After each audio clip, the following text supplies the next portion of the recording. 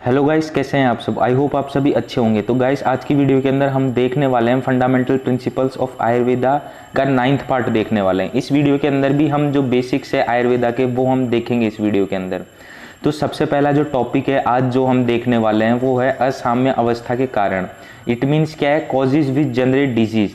Disease किस वजह से जनरेट होती है, उसके क्या क्या कॉजेज हैं वो हम देखेंगे आज। और जो अनबैलेंसिंग हो जाती है, मतलब पहले तो हमारा जो बॉडी था वो नॉर्मल स्टेट में था, और जो अनबैलेंसिंग हो जाती है हमारी बॉडी की वो क्यों होती है वो भी हम देखेंगे आज। तो जो कॉजेज है डिजीज जनरेट होने के वो 3 कॉजेज हैं। पहला है असार्थमिक इंद्रिय संयोग, सेकंड है प्रज्ञा प्रभाव, थर्ड है परिणाम काल। तो जो पहला है असार्थमिक इंद्रिय संयोग, इसमें क्या कहा गया है, इंद्रियों का अपने विषयों के साथ असात्मक संयोग होना। It means improper coordination. इंद्रियों का अपने विषयों के साथ संयोग न होकर अति योग हो जाना, या हीन योग हो जाना, या मिथ्या योग हो जाना, इसी को ही क्या कहा गया है, असात्मक इंद्रिय संयोग। इसका मतलब क्या कहा गया है यहाँ पर, जो इंद्रियां होती है उनका जो विषय होते हैं उनके साथ क्या हो जाता है, इम्प्रॉपर कोऑर्डिनेशन हो जाता है। इम्प्रॉपर कोऑर्डिनेशन को ही क्या कहा गया है यहाँ पर, असात्मक संयोग। फिर उसके बाद में ये कहा गया है यहाँ पर कि जो इंद्रियां हैं उनके जो विषय हैं उनके साथ उनका क्या नहीं रहता है, जो संयोग रहता है, जो प्रॉपर कोऑर्डिनेशन नहीं रहता है। उसकी जगह या तो वहाँ पर अति योग हो जाएगा, मतलब मोर देन लिमिट हो जाएगा, या हीन योग हो जाएगा, मीन्स लेस या बिल्कुल नहीं, या फिर मिथ्या योग हो जाएगा। इसका मतलब प्रॉपर ना होना। तो ये 3 तरीके के योग हो जाएंगे वहाँ पर। कौन कौन से, अति योग, हीन योग और मिथ्या योग। किसके साथ, इंद्रियों का अपने विषयों के साथ में। तो पहला आपको, आई होप आपको समझ में आ गया होगा। अब मैं सेकंड पर आता हूँ, प्रज्ञा प्रदाह। इसमें यह कहा गया है कि प्रदा के अंतर्गत घी निश्चयात्मक बुद्धि, घृति तथा स्मरणात्मक बुद्धि का समावेश है। इनका अतियोग,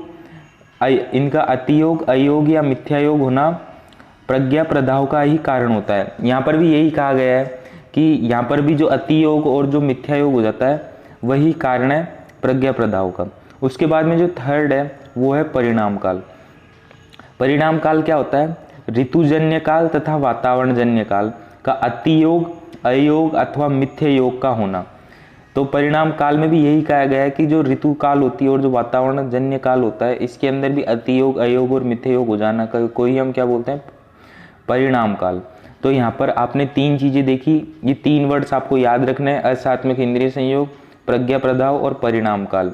ये कॉजेज हैं जिनसे डिजीज जनरेट होती है। फिर उसके बाद में जो सेकेंड टॉपिक है वो हम देखने वाले हैं, वो है रोग आरोग्य कारणम। Means the fundamental causes for disease and health.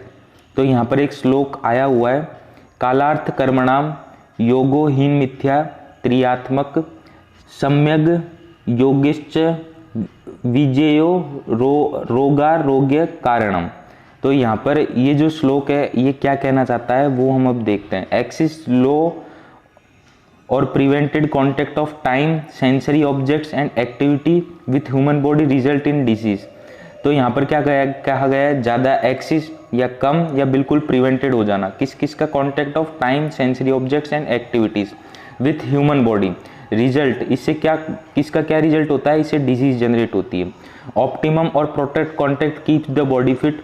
अगर ऑप्टिमम कॉन्टेक्ट होगा, अगर नॉर्मल कॉन्टेक्ट होगा तो उससे क्या होगा, हमारी जो बॉडी होगी वो फिट होगी। तो सबसे पहला जो हमने देखा टाइम, वो कैसे, क्या फैक्टर है, टाइम से कैसे हमारी जो बॉडी है उसमें डिजीज जनरेट होती है वो हम देखेंगे। कंसिडर 3 सीजन, आपको 3 सीजन कंसिडर करने हैं। एब्सोल्यूट नो रेन और rainfall below average can cause drought. यहाँ पर ये कहा गया है बिल्कुल बारिश ना होना और एवरेज से बिल्कुल कम बारिश होना, उससे क्या हो जाता है, सूखा आ जाता है, अकाल आ जाता है, ड्रॉथ आ जाता है। Excessive rainfall and floods rains the crop properly. तो यहाँ पर क्या बोला गया है कि जो जब ज़्यादा बारिश हो जाती है तब उससे क्या हो जाता है, फ्लड आ जाती है, बाढ़ आ जाती है, और उससे क्या होता है, जो हमारी क्रॉप होती है वो खराब हो जाती है। फिर getting the rain in winter और summer is prevented contact. All this situation are not good for health of human being. तो यहाँ पर जो थर्ड है उसमें ये कहा गया है कि बारिश का होना गर्मियों के टाइम या सर्दियों के टाइम वो भी सही नहीं है। तो ये जो तीनों सिचुएशन है ये गुड नहीं है हमारी हेल्थ के लिए, जो ह्यूमन बीइंग है उसके लिए। फिर effect of seasonal extremes on health.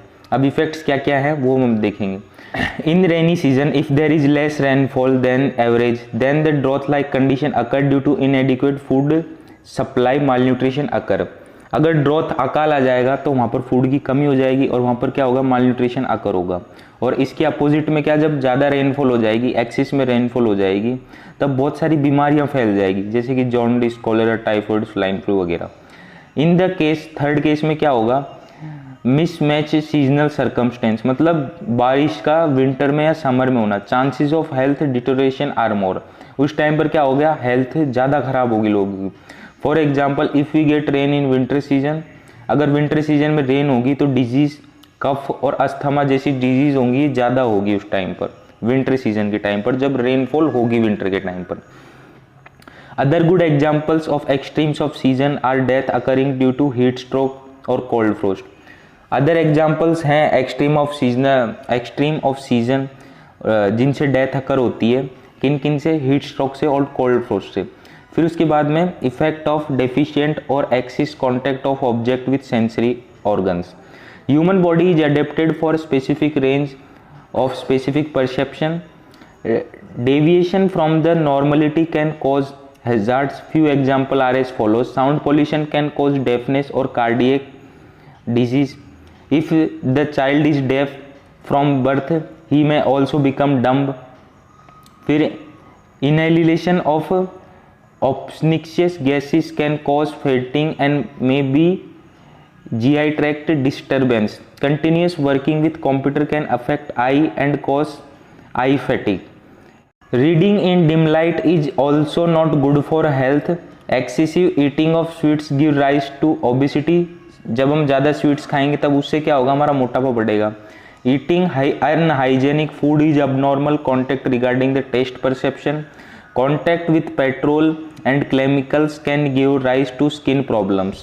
फिर उसके बाद में जो सेकंड फैक्टर देखा था वो देखा था हमने sensory objects. Sound, touch, taste, appearance and smell is perceived by 5 sensory organs: ear, skin, tongue, eyes and nose respectively. This contact should be optimum and balance which result in health. ये जो contact है वो balance होना चाहिए, वही result क्या रहेगा, health रहेगा। अगर ये रिजल्ट बैलेंस नहीं रहेगा, जैसे कि मैं आपको आगे समझाता हूँ, loud and prevented sound can produce disease like deafness, बिल्कुल सही है।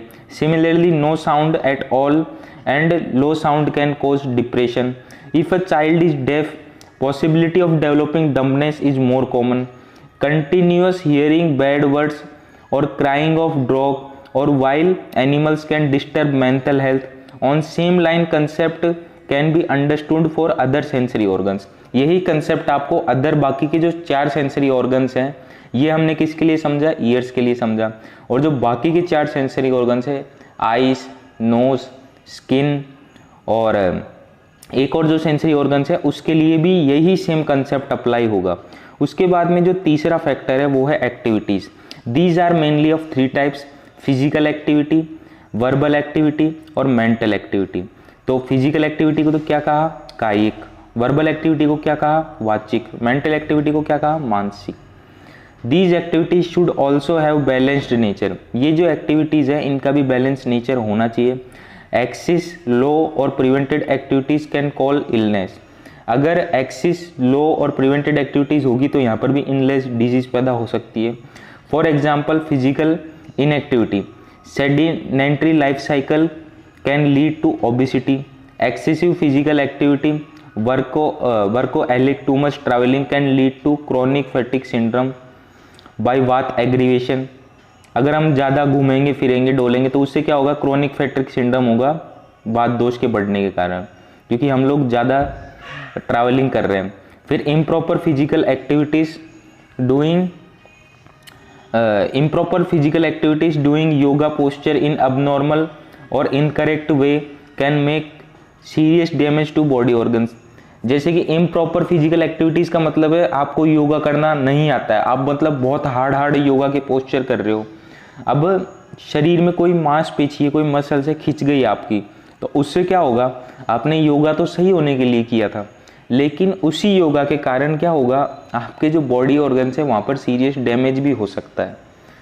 तो इस वीडियो के अंदर हमने यही देखना था। सबसे पहले हमने यहाँ पर देखा कॉजेज ऑफ डिजीज, उसके बाद में हमने देखा रोग आरोग्य कारणम। आई होप गाइज ये वीडियो आपको समझ में आई होगी। और गाइज अगर आपको ये वीडियो अच्छी लगी हो तो मेरी वीडियो को लाइक करें, ज़्यादा से ज़्यादा शेयर करें। थैंक यू दोस्तों हमारी वीडियो देखने के लिए।